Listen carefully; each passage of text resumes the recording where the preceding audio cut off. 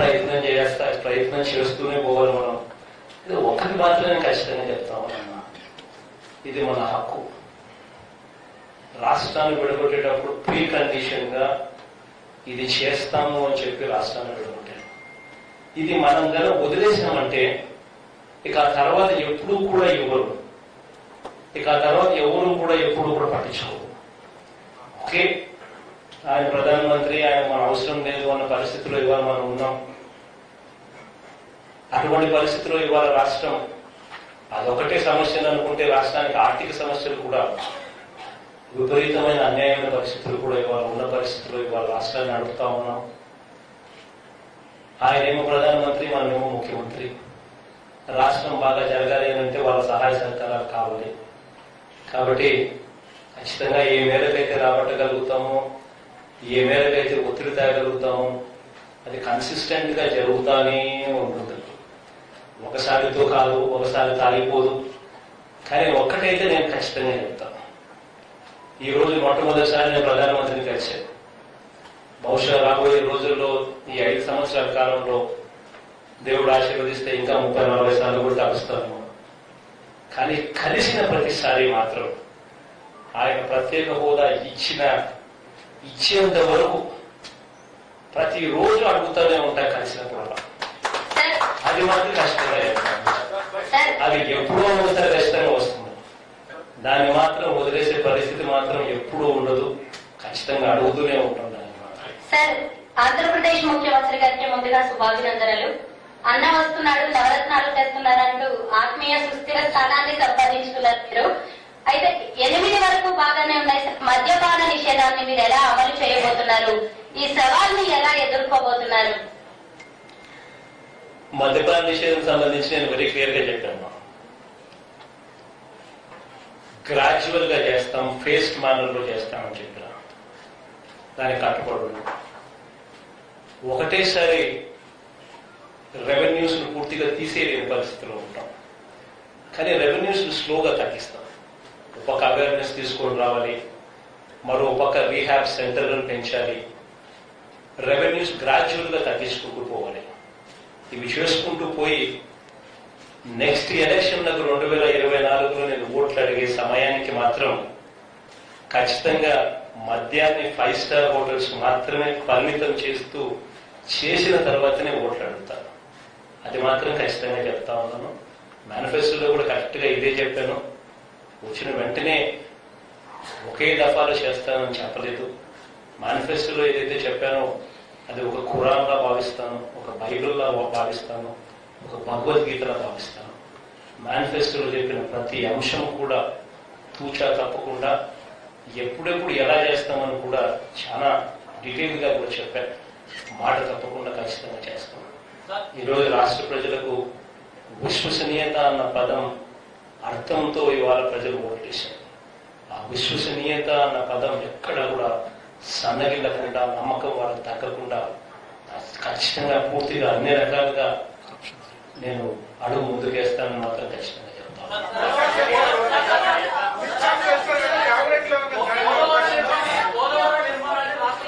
కొంచెం ఒకసారి పేరు చెప్పి మాట్లాడితే నేను పేరుతో అడ్రస్ చేస్తాను. పేరు చెప్పి మాట్లాడితే నేను కూడా మిమ్మల్ని పేరుతో అడ్రస్ చేస్తాను. చెప్పండి. Somebody is asking here. One after the other, please, sir. We'll complete Telugu. Just give it 20 minutes. Then we'll move on to the English. Sir, Amit Shah ni kalsaru kada? Just give it 20 minutes. Meer cabinet lo evana Jain Gamman vallu evana ఆహ్వానించారు Amit Shah ni kalsaru? Next second na KCR ni kalsaru kada? ఏ issues discussion వచ్చాయి KCR గారు? First KCR గారి నుంచి చెప్పంటారా అమిత్ షా గారు? కేసీఆర్ గారిని కలవడం మర్యాదపూర్వకంగా కలిసి 2 రాష్ట్రాల మధ్య మొట్టమొదటిసారిగా ఒక స్నేహ సంబంధాలు ఉన్నాయి. రాష్ట్రానికి సంబంధించిన అన్ని అంశాలను సార్ట్అవుట్ చేసుకోవాలి అంటే it is very important that పొరుగు రాష్ట్రాలతో సత్సంబంధాలు ఉండడం, మరీ ముఖ్యంగా తెలంగాణ రాష్ట్రంతో సత్సంబంధాలు ఉండడం. అందులోనూ కేసీఆర్ గారు ఒక అడుగు ముందుకు వేస్తూ తన స్నేహాన్ని ఒక అడుగు అందరూ కూడా గుర్తుపెట్టుకునే రీతిగా చాలా గొప్పగా మంచి మనసుతో 4 అడుగులు ముందుకేసి ఆయన ప్రత్యేక హోదా అన్న అంశం మీద కూడా నేను మీకు సంపూర్ణంగా మద్దతుగా నిలబడతాను, పార్లమెంటులో ఉన్న ఎంపీలందరూ కూడా మీకు తోడుగా నిలబడేంత దూరం నేను మీకు సహాయ సహకారాలు అందిస్తాను అని చెప్పి మనస్ఫూర్తిగా పెద్ద ఆయన చెప్పాడు, మనస్ఫూర్తిగా కేసీఆర్ గారు చెప్పారు. ఆ నేపథ్యంలో ఇట్స్ వెరీ ఇంపార్టెంట్ దట్ మనము కేసీఆర్ గారు, తెలంగాణ చీఫ్ మినిస్టర్ గారు, ఆంధ్ర రాష్ట్ర ముఖ్యమంత్రి ఇద్దరూ కూడా తెలుగు మాట్లాడే వాళ్ళమే, ఒకే భాష మాట్లాడే వాళ్ళమే, అంతా కలిసికట్టుగా ఒకే లైన్ మీదకి వచ్చి ఒకరికొకరు సహాయం చేసుకునే విషయంలో ఇద్దరం కలిసికట్టుగా ఉండాల్సిన అవసరం చాలా ఉంది.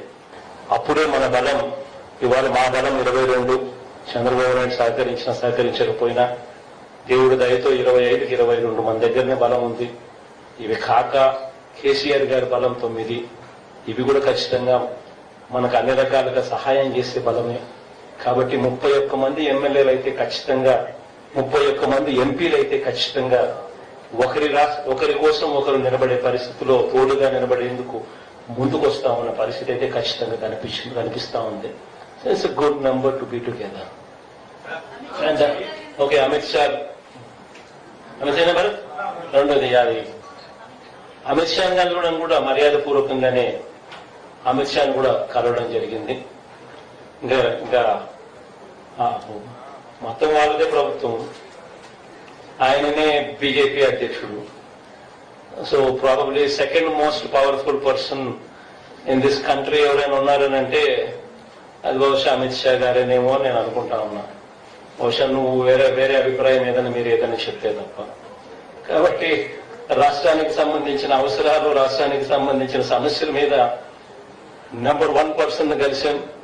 ఆ తర్వాత most important most powerful people 2వ మనిషిని కూడా కలిస్తే ఇంకా రాష్ట్రానికి సంబంధించిన కాస్ ఇంకా అంత బలపడే కార్యక్రమం జరుగుతుందనే ఉద్దేశంతో మర్యాద పూర్వకంగా ద మోస్ట్ పవర్ఫుల్ పర్సన్స్ లో నెంబర్ 2 కూడా కలవడం జరిగింది. That is Amit Shah. Sir నా పేరు మహాత్మా. మీరు ఇందాక చెప్పారు స్టేట్ గవర్నమెంట్ ఓవర్ డ్రాఫ్ట్ లో రన్ అవుతుందని అన్నారు కదా, మరి మీ నవరత్నాలు ఇంప్లిమెంట్ చేయడానికి ఈ ఫైనాన్షియల్ స్టేటస్ ఎలా ఉందనుకుంటున్నారు? భార్గవ్ కదా మహాత్మా మనకి రావడానికి కారణమే అది. రావడానికి కారణం ఆర్థిక పరమైన సమస్యలు మాకు ఉన్నాయి, మీ సహాయ సహకారాలు మాకు కావాలి అని చెప్పి అర్థించడం కోసమే ఇవాళ ఇక్కడికి ఢిల్లీకి రావడం. ఆయన ప్రధానమంత్రి గారు, మనం ముఖ్యమంత్రి, మన ఆంధ్ర రాష్ట్రానికి మనం ఉండం, మనం మాట చెప్పాం, ఆ మాటలన్నీ కూడా నెరవేర్చాల్సిన బాధ్యత నాపై ఉంది. కాబట్టి ఎటువంటి ఛాన్స్ కూడా తీసుకోదలుచుకోలేదు. దేవుడి ఆశీస్సులతో ఖచ్చితంగా ప్రజలకు ఏదైతే నేను చెప్పానో అవన్నీ ఖచ్చితంగా కూడా చేసుకుంటూ పోతాను. మీరంతకు మీరే చూస్తారు. రాబోయే రోజుల్లో అన్నింటి మీద ఏమేం చేయాలో, ఎప్పుడెప్పుడు ఏమేం చేయాలో అన్ని కూడా చేసుకుంటూ పోతాం.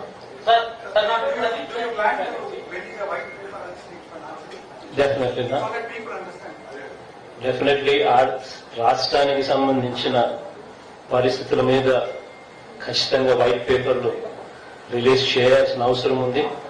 అది ప్రమాణ స్వీకారం జరిగిన తర్వాత డిపార్ట్మెంట్ వైస్ రివ్యూలు తీసుకుంటూ ఆ రివ్యూల ఆధారంగా we will go ahead and start releasing white papers so that Andhra రాష్ట్ర ప్రజలకు కూడా పరిస్థితులు ఏమిటి అనే సంగతి కూడా తెలియాల్సిన అవసరం ఉంది. ఖచ్చితంగా తెలియజెప్పాల్సిన అవసరం కూడా మా మీద ఉంది.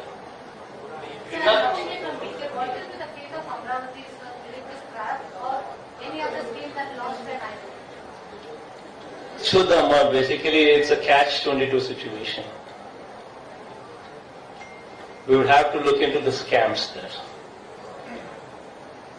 అసలు ఎంతటి దారుణమైన స్కామ్లు జరిగాయి అక్కడ అన్నది everybody in Andhra Pradesh is aware of it.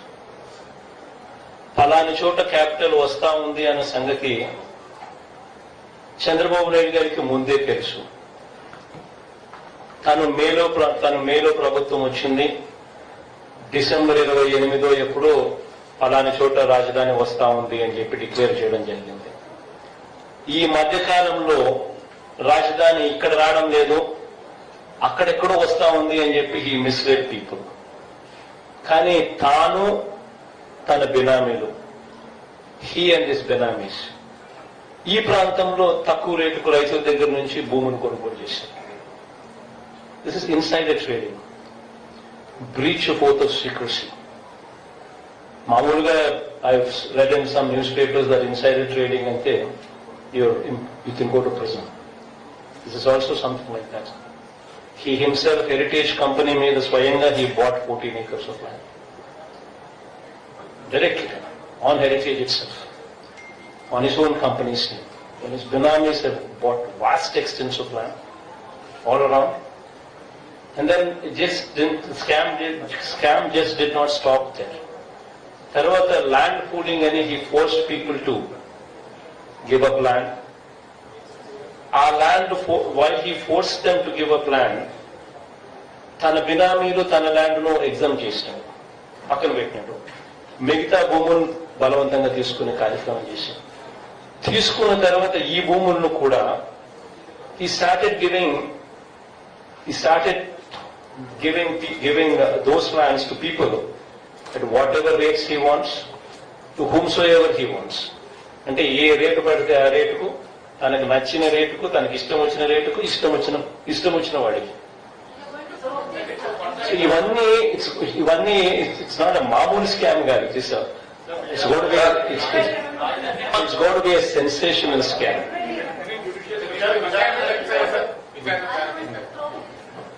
See, one thing I can tell you, ma, I have nothing against Chandrababu Naidu garu. I have nothing against them. My duty is of custodian. See, today I am going to promise you just one thing. Our government will be revolutionary. This government will stand as an example. ఈ రోజు నుంచి within 6 months to 1 year, I will make sure that this government will stand as exemplary to the country. అంత revolutionary practices తీసుకొస్తాం. Corruption అనేది ఎక్కడా కూడా లేకుండా చేస్తాం. This one thing I'm assuring you. We will clean up the system. మామూలుగా ఉన్నది cleaning up system. We will not only clean the system, we will show how the system is being cleaned. I will show you this is the scam, this is the saving. మేము లేకపోయిందంటే ఇంతగా దోచుకోబడే పరిస్థితి ఉండేది. మేము ఉన్నాము కాబట్టి ఈ దోపిడీని ఆపగలిగాము అని చెప్పి ప్రతి ఇన్స్టెన్స్ లో లాట్ ఆఫ్ మోడిఫికేషన్స్ తీసుకొస్తాం. We will bring in reverse tendering. Reverse tendering అంటే తెలుసుకున్నాము. రివర్స్ టెండరింగ్ అంటే స్కామ్ పలానా చోట జరిగింది, పలానా వర్క్ లో, పలానా కాంట్రాక్ట్ లో జరిగింది అని అంటే we will immediately identify that work. We will immediately cancel that work. We will increase the pre-qualification criteria so that more number of people can participate. ఎక్కువ మంది దాంట్లో పార్టిసిపేట్ చేసే పరిస్థితి తీసుకొస్తాం. తర్వాత will go for reverse tendering. ఈ rate కన్నా ఎవరు తక్కువ రేటు కోట్ చేస్తారో వాళ్ళకి ఇస్తానంట. So that if somebody quotes 20% less, then I can say this is the scam. Because YCP is in power, because YSR Congress Party power lo undi kabatti 20% migilindi. We will show everything. We will be transparent. Transparency level lo మామూలు stage నుంచి ఈ stage తీసుకొని పోతాం. రాబోయే రోజుల్లో we will detailedly explain how we are going to do things, how exactly are we going to be monitoring this. Transparency అనేది ఈ stage నుంచి ఇంకో స్టేజ్ లో తీసుకుంటాం. There are 32 cases against you and you are visiting area court every Friday in Hyderabad. How do you manage as CM? So what are this is an indication that people know what it is all about. కేసులు ఎవరు పెట్టారు? Who are the petitioners in my case? None other than Chandrababu Naidu himself, his own party people, and none other than Congress people themselves. Both of them are petitioners in my case. Isn't that good enough reason that where the cases have originated from? The worst part, none of these cases were on me while my father was the chief minister. And none of these cases were on me while I was in Congress party. It was only after my father's death. It was only after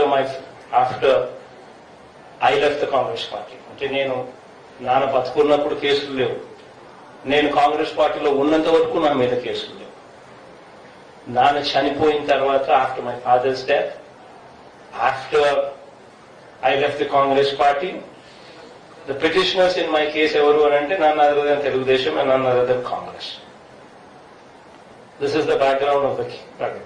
The worst part, when my father was the chief minister, ma nana mukhyamantri ga unnappudu, నేను secretariat లో అడుగు పెట్టాను. I never set my foot in the secretariat. I never made a phone call to a minister. ఒక మంత్రికి నేను phone చేయాల, ఒక సెక్రటరీకి నేను ఫోన్ చేయాల, ఒక సెక్రటేరియట్ లో అడుగు పెట్టాల. Worst, I was not even in Hyderabad. నేను హైదరాబాద్ లోనే లేను నాన్న ముఖ్యమంత్రిగా ఉన్నప్పుడు. I was in Bengaluru. Once in a while, once in a month maybe, to see my parents 2-3 days, I used to be in Hyderabad. This is the background of the cases. Everybody in Andhra Pradesh knows about it. Andhra people have given this verdict in the People's Court, clearly teaching these people a good lesson. Major questions అయిపోయినాయి కదా, English medium అన్ని అవే కదా.